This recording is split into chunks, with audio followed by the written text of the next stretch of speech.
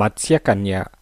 ఒకనాటి సాయంకాలం వేళ ధవళగిరి రాజు వీరవర్మ ఉద్యానవనంలో విహరిస్తూ ఉండగా భటుడొకడు ఆయన దగ్గరకు వచ్చి, మహారాజా, మీ దర్శనం కోసం బెస్తవాడొకడు వచ్చాడు అని చెప్పాడు. బెస్తవాడా? వాణ్ణి రేపు సభకు రమ్మను అని వీరవర్మ అన్నాడు. భటుడు వెళ్ళిపోయి కొంచెం సేపటికి తిరిగి వచ్చి, తమతో ఒక అతి ముఖ్యమైన విషయం చెప్పి వెళ్ళిపోతాడట ప్రభు. ఇందుకోసం ఒక మారుమూల పల్లె నుంచి 2 రోజుల పాటు అష్టకష్టాలు పడి నడిచి వచ్చాడట అని అన్నాడు. సరే తీసుకురా అని వీరవర్మ విసుక్కుంటూ అన్నాడు. కొద్దిసేపు తర్వాత ఒక 25 ఏళ్ల బెస్త యువకుడు వీరవర్మ దగ్గరకు వచ్చి వినయంగా వంగి నమస్కరించి, మహారాజా, నా పేరు సింహాచలం అని అతనన్నాడు. వీరవర్మ అతనికేసి పరీక్షగా చూస్తూ, నీ పేరు సింహాచలం కాక గరుడాచలమైనా వచ్చే ముప్పేమీ ఉండదు. నీ పేరు చెప్పేందుక నా దర్శనం కోరావు అని అన్నాడు. మన్నించండి మహారాజా, అతి రహస్య విషయం. మా ఊరి పక్క సముద్రంలో మత్స్యకన్య ఉన్నది అని సింహాచలం అన్నాడు. మత్స్యకన్య అంటూ వీరవర్మ ఆశ్చర్యపోయాడు. అవును మహారాజా, ఆ మత్స్యకన్య లోకంలో ఏం జరుగుతున్నదో చెప్పగలదట అని సింహాచలం జవాబిచ్చాడు. ఏమిటేమిటి?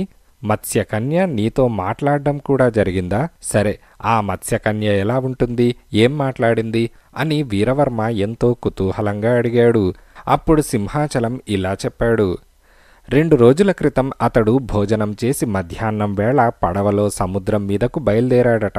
ఆ సమయంలో తీరంలో ఉన్న సరుగుడు చెట్ల వైపు నుంచి కిలకిలమన్న నవ్వు వినిపించింది. సింహాచలం అటు వెళ్లి చూడగా నడుం వరకు స్త్రీ ఆకారం, దిగువన చేప ఆకారంతో ఉన్న మత్స్యకన్య కనిపించింది. ఆమె సింహాచలాన్ని చూసి, ప్రపంచమంతా ఈ వైపున ఉంటే నువ్వు సముద్రంలోకి పోయి తెలుసుకునేదేముంది అని అడిగింది. సింహాచలం మత్స్యకన్య వింత రూపం చూసి ఆశ్చర్యపోతూ, ఈ వైపు ఉన్న ప్రపంచంలో బతకడానికి నాకా వైపున్న సముద్రమే దిక్కు. అయినా సముద్రంలో బతికే నీకు నేలపై బతికే మనుషుల పాట్లు ఏం తెలుసు అని అన్నాడు. దానికి మత్స్యకన్య కిలకిలమంటూ నవ్వి, నేను సముద్రంలో ఉన్న ప్రపంచంలో ఏ మూల ఏం జరుగుతున్నదో కళ్లకు కట్టినట్లు కనిపిస్తుంది అని అన్నది. ఓహో అలాగే, అయితే ఈ క్షణంలో మా రాజు వీరవర్మ గారు ఏం చేస్తున్నారో చెప్పు అని సింహాచలం అడిగాడు. మత్స్యకన్య ఓ క్షణకాలం కళ్ళు మూసుకొని తెరిచి, ఇప్పుడు మీ రాజుగారు రాణిని పాయసం మారు వడ్డించమంటున్నాడు అని అన్నది. సరే వస్తా, ఇప్పుడు నువ్వు చెప్పిన దానికి రుజువేమిటి అని సింహాచలం చేపలు పట్టేందుకు సముద్రంలోకి వెళ్ళిపోయాడు.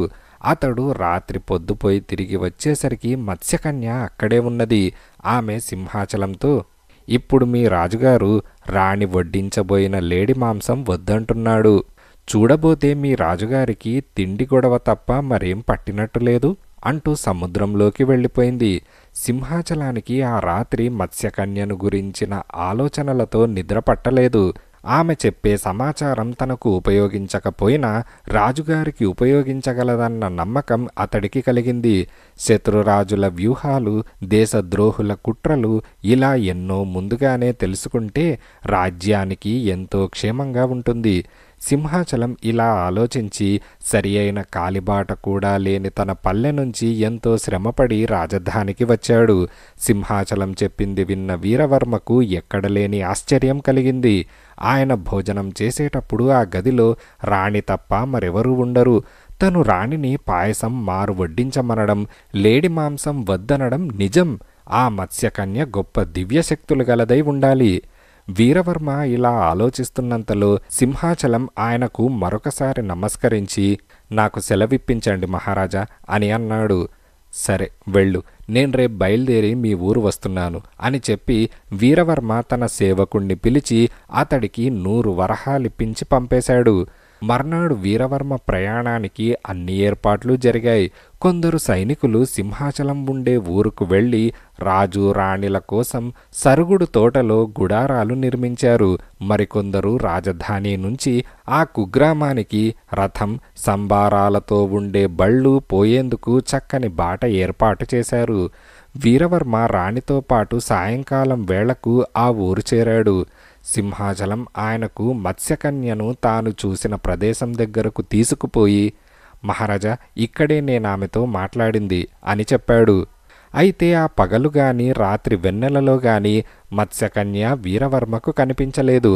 అయినా పిండారబోసినట్టున్న వెన్నెలలో చల్లని సముద్రపు వాతావరణంలో వాళ్లకు కాలం హాయిగా గడిచిపోయింది. ఇలా 4 రోజులు గడిచినా వీరవర్మకు మత్స్యకన్య కనిపించలేదు. ఆయన నిరుత్సాహపడి ఇక రాజధానికి బయలుదేరుతున్నంతలో సింహాచలం ఆయనను ఒంటరిగా కలుసుకొని, నన్ను క్షమిస్తానంటే ఒక నిజం చెబుతాను మహారాజా అని అన్నాడు. నిజమా?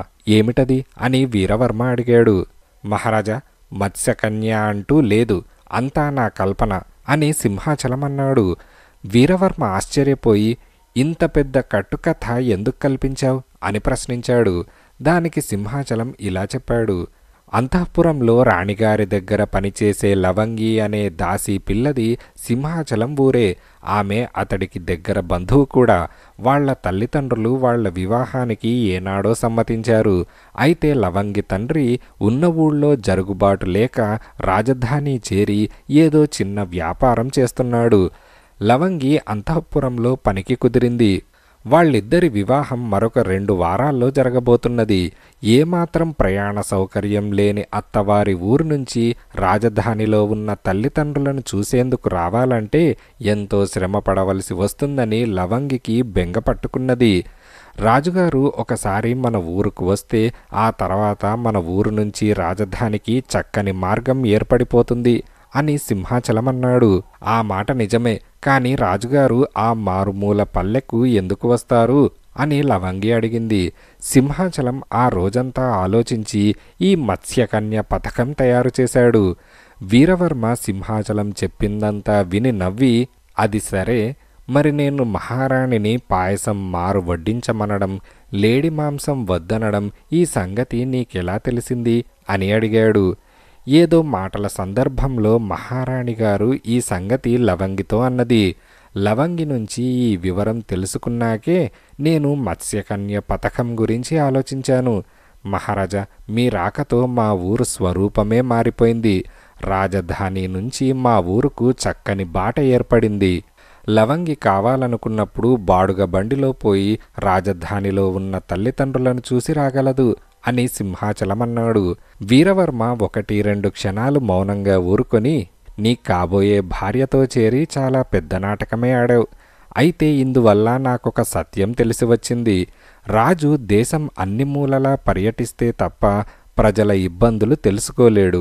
ఇక నుంచి సంవత్సరంలో కనీసం 1 రోజుల పాటు దేశ పర్యటన చేస్తాను అని రాజు మెడలో నుంచి హారం తీసి సింహాచలానికిస్తూ, ఇది నీకు లవంగికి మా పెళ్లి బహుమతి అని అన్నాడు. మత్స్యకన్య పేరుతో తను ఆడిన కపట నాటకం రాజుకు కోపం తెప్పిస్తుందేమో అన్న శంకలో ఉన్న సింహాచలం ఆయన ఇచ్చిన బహుమతి తీసుకొని పరమానందం చెందాడు.